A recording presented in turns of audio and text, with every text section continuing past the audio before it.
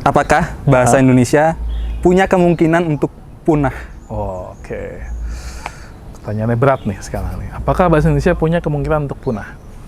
Menurut saya, kepunahan bahasa itu sama seperti siklus hidup manusia biasanya gitu. Bahasa itu bisa lahir, hidup, kemudian mati gitu. Masalahnya kapan gitu. Kalau ditanya kemungkinan ya pasti ada kemungkinan. Cuma permasalahannya kapan gitu kan.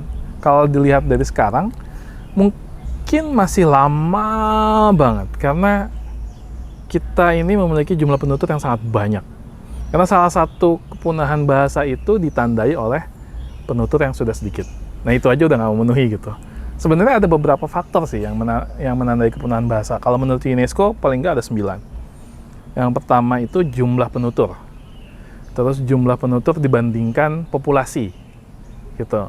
Terus yang ketiga, apakah ada dokumentasinya?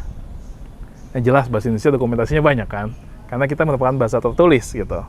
Terus yang keempat, apakah ada bahan ajarnya misalnya?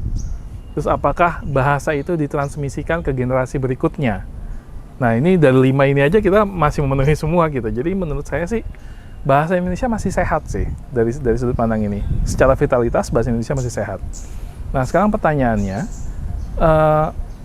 lantas bahasa yang nggak sehat tuh yang kayak gimana gitu? Ya kalau yang tidak memenuhi beberapa kategori tadi gitu.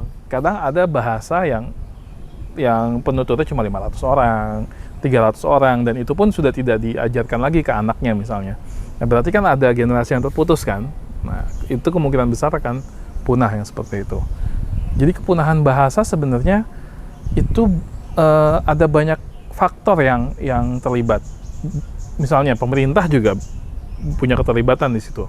Apakah secara politis bahasa Indonesia misalnya punya posisi? Ya jelas gitu. Secara politis bahasa Indonesia kuat karena secara nasional digunakan sebagai bahasa nasional.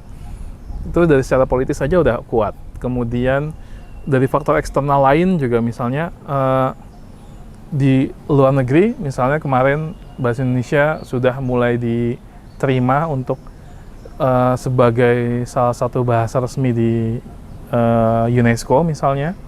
Nah itu menjadi salah satu kelebihan kita juga gitu.